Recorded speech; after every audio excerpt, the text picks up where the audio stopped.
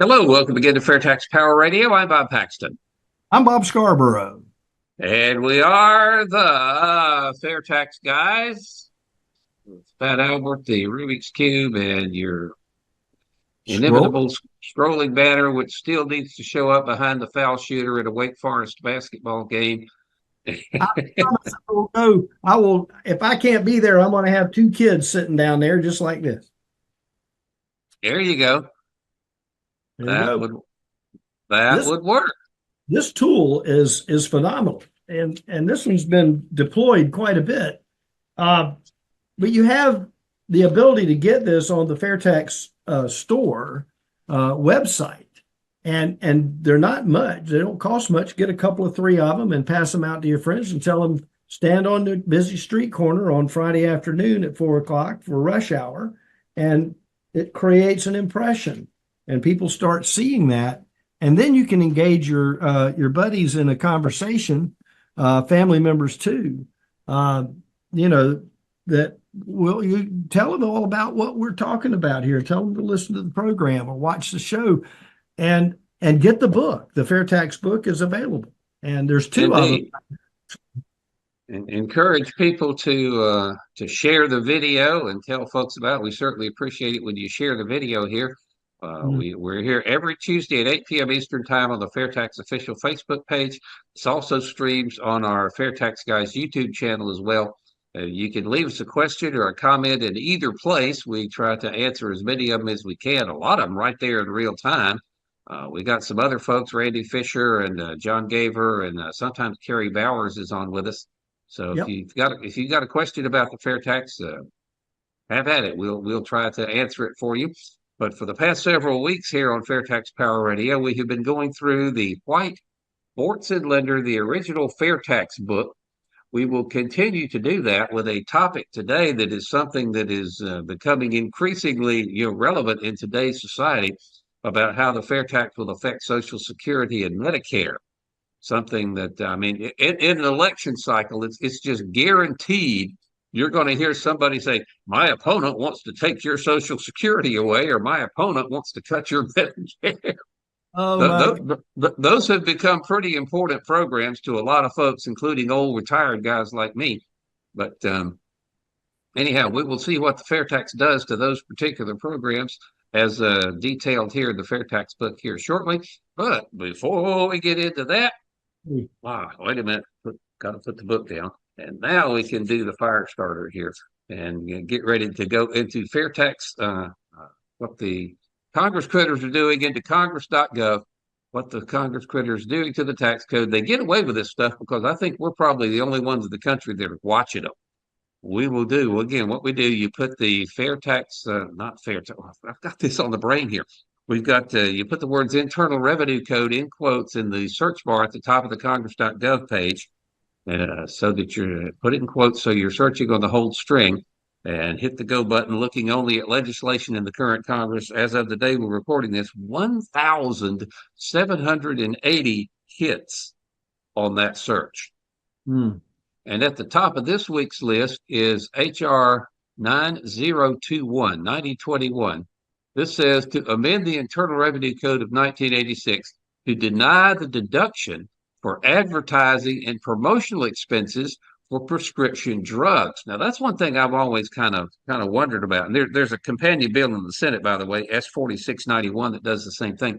But how many times I'll be watching the NASCAR race, or I'll be watching an Alabama football game or North Carolina basketball game, and it seems like every other commercial that comes on the television is for some ask your doctor if insert name of prescription here is right for you. Why the prescription drug industry is advertising on TV to the degree that it does is kind of crazy. But I guess there's a lot of money to be made doing that. If it wasn't cost effective, they wouldn't do it. But this is Representative Alyssa Slotkin, Michigan, wants to get rid of the deduction. I guess, if you're advertising your prescription drug on television, that's considered a legitimate business expense and you can deduct it.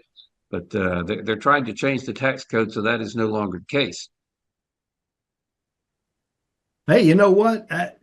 all this that we talk about with Congress.gov folks is just to show the insanity of the tax code and how it's manipulated to assist and do better for the person writing the bill in Congress, as opposed to helping us out in any way, shape, or form. A tax on consumption is what we talk about with the fair tax, and it doesn't change the amount of money that's coming into the coffers of the U.S. Treasury. It simply replaces it. And Mm-hmm. we talk about the idiocy of some of the, which some of them may have some value. Others are just sheer lunacy for Mm-hmm. what's being attempted from a legislative standpoint using the tax code. You remember what Ron Valero used to say all the time, that the tax code was written by millionaires for millionaires. And a lot Yep. of times, the lobbying firm that's trying to get buy tax favors for their client, all they got to do is introduce the bill, get it into the public discussion, and you've earned yourself millions of dollars, which is that's just a crazy system. We need to dump out that whole bowl of spaghetti into the trash can and replace it with fair tax. As we continue with our look at Congress.gov for this week on Fair Tax Power Radio, we will continue with H.R. 9009 from Josh Harder of California. Now, you talk about something that sounds like a pretty decent idea. This is probably a pretty decent idea, to amend the Internal Revenue Code to provide a gasoline tax holiday. Yeah, well, I mean, I know there's better days to have one of those than others. I think the summer travel season would be good, but then you impact the higher cost of petroleum conversion to gasoline because of the summer blends that have to be done, which is why fuel costs go up in the summer anyway. Plus the 6-month forecast for the commodity, the crude oil. You could make an announcement that you were going to start drilling, in the United States, and you'd see an immediate drop in the prices at the pump because the commodities would show a lesser, value of price per barrel of oil, and so that in and of itself helps. But if you were having a tax holiday on fuel, how long does that last? How does that tax not being in there and being collected affect road projects at states that are at state level road projects, interstate projects, and things like that as you look at the bigger picture? Now, there's no text in there, so I can't really tell. And I would imagine that they're only talking about the federal gas tax that's levied on gasoline and diesel fuel. Some states may decide to go along with that. I don't know. We need to go on. Time's getting away from us. H.R. 9002, the next item on the list, to amend the Internal Revenue Code to provide an investment credit for converting non-residential buildings to affordable housing. Although I don't think that the hotel up there considers itself affordable housing, not like what they did with the Reynolds building there a few blocks from your radio station in downtown Winston-Salem. That was a corporate headquarters. It is a non-residential building. They turned that. I think the hotel is on like the first 6 floors, and then the rest of it, like 21 floors in that building. The rest of it is condos, but it's not exactly affordable housing. It's not the cheapest real estate in Winston-Salem. Very true. And there's plenty of opportunity in Winston for affordable housing through various endeavors that are taking place down here, as an example of what you're talking about. Mm-hmm. All right, let's move on, because we got to get to our chapter 13 here in the FAIRtax book. Our last thing on FAIRtax Power Radio's Congress.gov segment for today is H.R. 9000 to amend the Internal Revenue Code. Oh, would you look at this? Another tax credit to provide a tax credit for certain indoor air quality assessments and improvements, and your favorite phrase, for other purposes. Representative Donald Byer of Virginia. You got to have the for other purposes in there because you never know. Have that for another purpose. Indeed. Okay, well, that's a little bit long on this segment this week. Let's get back into the meat and potatoes of today's episode. We got about 18 and a half minutes left. We are going through the FAIRtax book, the original white Bortz and Linder FAIRtax book that came out in 2005. And again, it is still available. I'm sure you can find some copies on eBay. You can find some copies probably at Barnes & Noble, Amazon. And if you get a used one, I mean, it'll only cost you a couple of dollars. In fact, it'll probably cost you more to ship it than it would to buy it, unless you can Right. find somebody that gives you free shipping. But That- get a hold of the FAIRtax book and take a listen to it, or take a read to it, and then go back to the FAIRtax Power Radio for the past several weeks and take a listen to what we're talking about it. And I say there are 16 chapters in the book. We are up to chapter 13, so we may only have one or two more episodes of this left. But we are talking about a very important subject that is a critical interest to a lot of people: Social Security and Medicare, and how those programs are affected by the FAIRtax. yes. Would you like to begin the discussion, sir? Well, I can. Just recently, reports as recently as the 1st of May, 2024, the Medicare go broke date has been extended to 2036, but warnings are still out there about its pending insolvency because politicians simply just kick the third rail of politics, the entitlements, down the road. And some people say, well, how are we going to get out of this mess? I can tell you a tax on consumption will put us on the right path to shoring up Social Security and Medicare. So the book is about tax reform, the FAIRtax book. We know, though, that the tax reform movement isn't the only such groundswell on the minds of Americans and Beltway politicians. Back in the time that this book was written, President Bush put a great deal of his political capital behind a push to reform Social Security in 2005. As of this writing, and even as of our report As today, of today, they're still arguing about it. Push to reform Social Security is still in everybody's minds and on everybody's lips. No shortage of evidence that Social Security is on the verge of financial collapse. Medicare is pretty close to being on life support itself. We just mentioned 2036. The book has been pushed back a number of years. If this book is about reforming our tax system, then why even bring up Social Security and Medicare? First, because the topics have been at the top of the news for some time now. Second, because we believe that one of the keys, perhaps the key to reforming both programs, is the adoption of the FAIRtax. Go ahead. But wait a minute. The FAIRtax gets rid of the payroll taxes that fund those two programs. If you're going to pass the FAIRtax, you're going to kill these programs off because they won't have any more money. You'll hear that one, I've heard before. Every time I bring up the ability to reform all of this, and folks that are looking down the barrel of having the government take care of you through a Social Security check and Medicare. And I'm going to wait until I'm 70, I guess, to hit the button for Social Security, go out as far as I can on that. And the Medicare card just came in, and of course it was paper. But that's okay. We understand that, plastic cards for all that is, the government doesn't necessarily. And I think Social Security cards are paper too. Okay, here's Okay. a quick You want me to quiz you, or are you going to quiz me?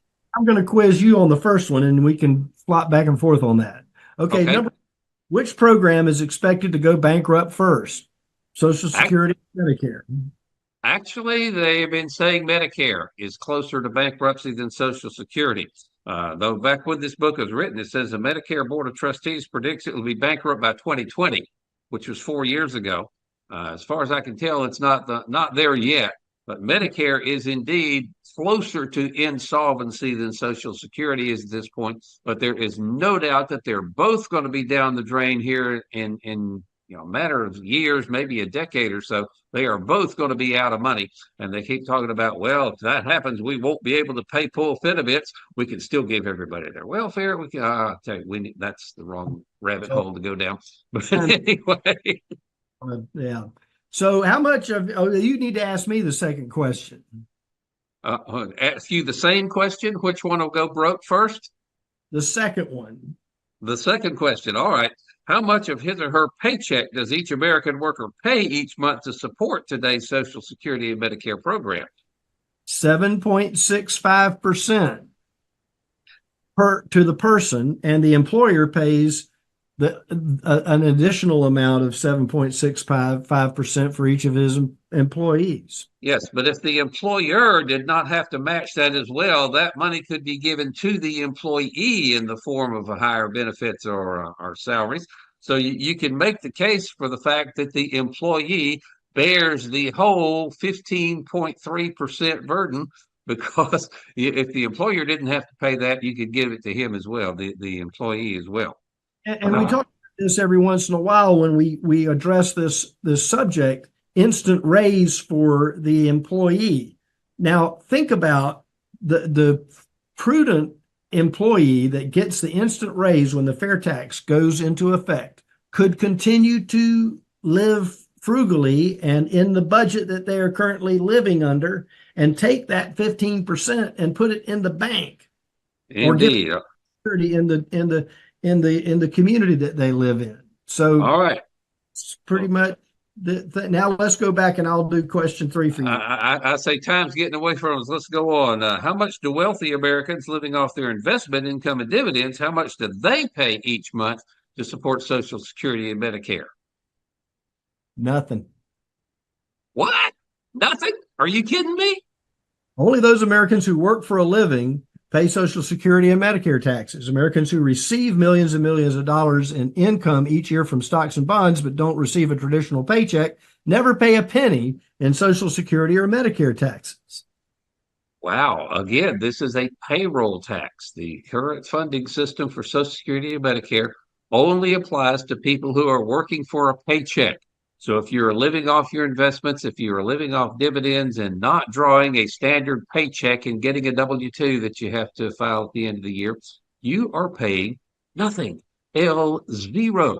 These Social Security and Medicare taxes have been rightly described as the most regressive taxes on the federal books because they apply to every dollar you make. And it doesn't matter whether you make $50,000 or $500,000. You pay the same percentage, rich or poor, and it applies to every dollar you make. There are no exemptions. There is no cap on how much is subject to this tax. The textbook definition of regressive is the payroll taxes that support Social Security and Medicare. They go away under the FAIRtax. So again, those people who are saying the FAIRtax is regressive, no, it's not. It gets rid of the most regressive taxes on the books that fund Social Security and Medicare. Wow. Okay, 2 more questions in the quiz. Well, actually, 3 more. Do most, this is a question for you, Mr. P. Do most working Americans pay more in income taxes or Social Security and Medicare taxes? Well, as we just mentioned, people can have a standard deductions, people can have exemptions, people that don't make a lot of money are not subject to the income tax. But again, the Social Security and Medicare taxes apply to every dollar you make. So about 75% of working Americans will pay more in these payroll taxes than they will pay in their regular standard income taxes. That's a no-brainer. Correct. And so immediately your gross income is reduced by the percentage of the Medicare and Social Security tax withholding, and you don't see that until you retire or at some point in time in the future when you can trigger based on life events. 75% of Americans pay more in Social Security and Medicare taxes than in income taxes. And think about that, 7.65%. You get to keep that. It does not come out of your paycheck anymore. Yep. Automatic 7.5% raise. And if the employer no longer has to pay his 7.5%, he could possibly pass that on to you as well. Okay, myth or fact, Kimosabe?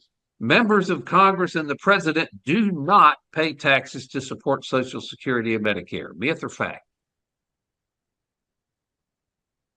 Well, I have got you stumped. Yes. Members of Congress and the president must have Social Security and Medicare taxes withheld from their paychecks, just like every other American. So that is a myth. What happens if the president decides to give his check back to the government or put it into some charitable organization? I guess he gets to take that as a deduction, charitable deduction, right? Oh, I don't know about that, but let's not go down that rabbit hole. We've only got about 8.5 minutes left of the episode today, and there's one more question. Go ahead and shoot it at me. Okay, myth or fact? Social Security is a retirement program that we all pay into and receive from proportionally, meaning that if one person retires after averaging $10,000 a year in earnings and another retires averaging $90,000 a year in earnings, the Social Security check, I've lost the last page of it here. The Social Security check received by the second retiree will be 9 times that of the first retiree. Myth, myth, myth, myth, myth. That is not true at all. Social Security, according to this book, is an income redistribution and welfare program. Low-income Americans receive a check that replaces 90% of their pre-retirement income. Workers paying taxes on a $50,000 income will receive a check for only 32% of their pre-retirement income. Those workers paying taxes on a $90,000 income will receive a check covering just 15% of their pre-retirement income.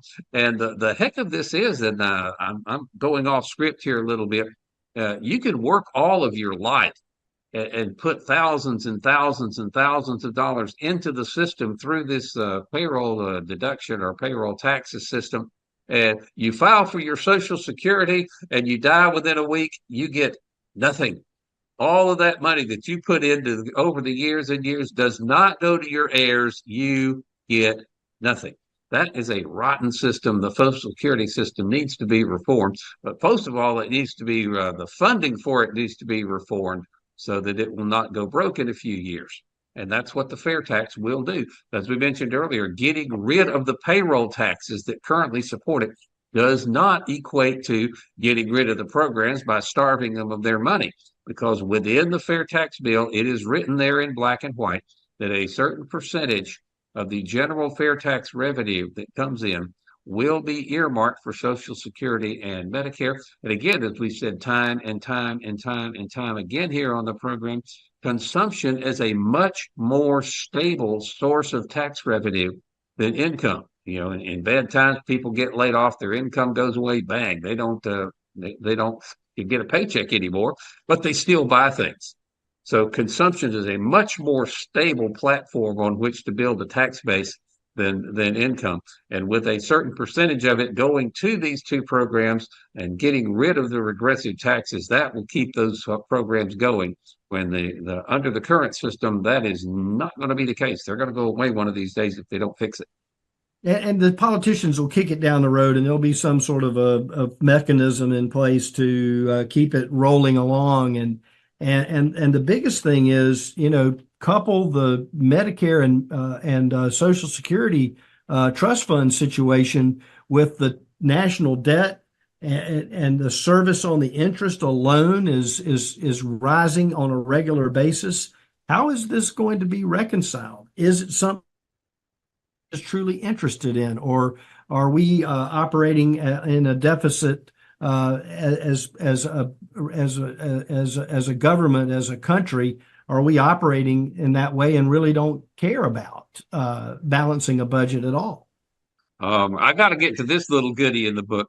As an example, the first Social Security retirement check was issued to Ida Mae Fuller, a resident of Ludlow, Vermont. Ms. Fuller worked under and paid taxes into the Social Security system for just 3 years before she retired.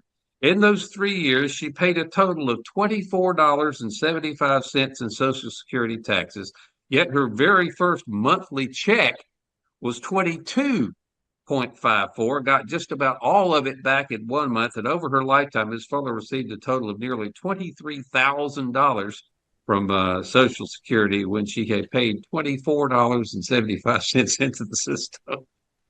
That's why it's going broke. Yes, absolutely. And there's benefits for widows, and there's benefits for wives. Divorce benefit is a component of the Social Security Administration's structure.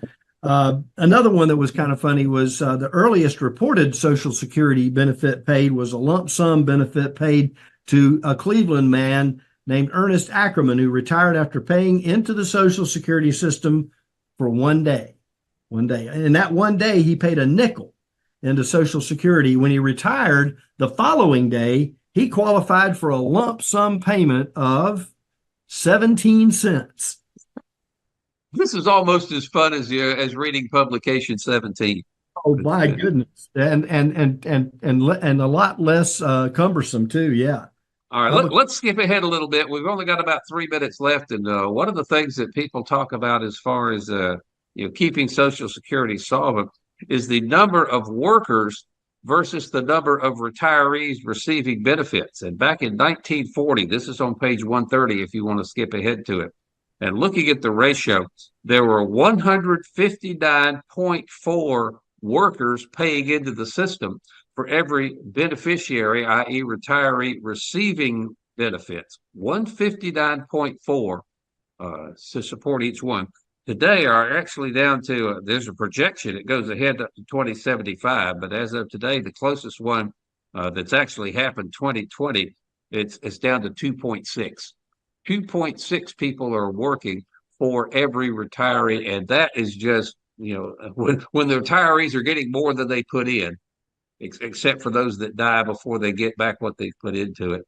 That illustrates the need for reform and the need to continue to fund this system properly, as it's not being funded properly now. And again, getting rid of the payroll tax and making everybody who buys things, rather than just everybody who's working for a paycheck, support the system, is how you're going to maintain the solvency of it in the long run. And that is what the FAIRtax does, and that is chapter 13 of the FAIRtax book. Yeah, it's a great opportunity too. And if you wanted to get it, I found out, and one of the ways that I purchased a book the other day when I couldn't find the book that we were going to be reading from, I went to Amazon, and it's available as a Kindle download. So you spend a few dollars and you can have it instantly.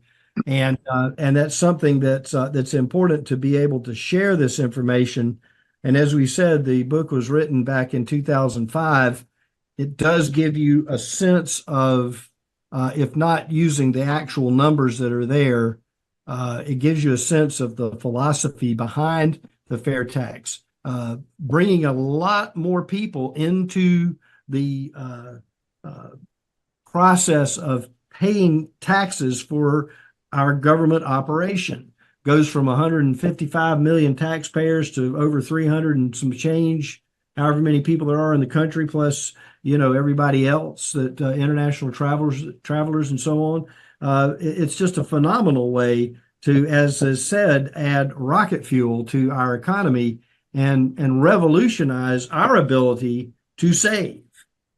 Yes, and in this election year cycle, you got to do your best to support candidates who are in favor of the FAIRtax and work against those who aren't. And that's going to be it for this edition of FAIRtax Power Radio. We're up to chapter 13. There are 16 chapters of the book, so we'll have at least one, probably two more FAIRtax Power Radio episodes to wrap up our trip through the original Vorts and Linder FAIRtax book. Again, if you haven't gotten your own, I would strongly recommend that you do that. And I would also strongly recommend that you join us again here on FAIRtax Power Radio, same time, same channel. FAIRtax official Facebook page, or the FAIRtax Guys YouTube channel, is when the live stream happens at 8 p.m. on Tuesdays. And until we meet again, that's going to do it. I'm Bob Paxton. I'm Bob Scarborough. And we are the FAIRtax Guys, reminding you the FAIRtax is the only truly fair tax, and once you understand it, you'll demand it. So tell me how it works. It's probably changed since the last time I saw it, but the short answer would be, you want to take this one? Oh, sure. Okay. Imagine bringing home everything you make. You don't get taxed for saving or accumulating wealth, and your boss doesn't get taxed more even if he pays you more. Wow, see, that's amazing. So the end result of all that is the cost of producing products and running a business goes down, so things cost less. And on top of all that, imagine every criminal, non-citizen, and under-the-table worker also paying taxes. That's amazing. That's the FAIRtax. We tax what you consume as you consume it.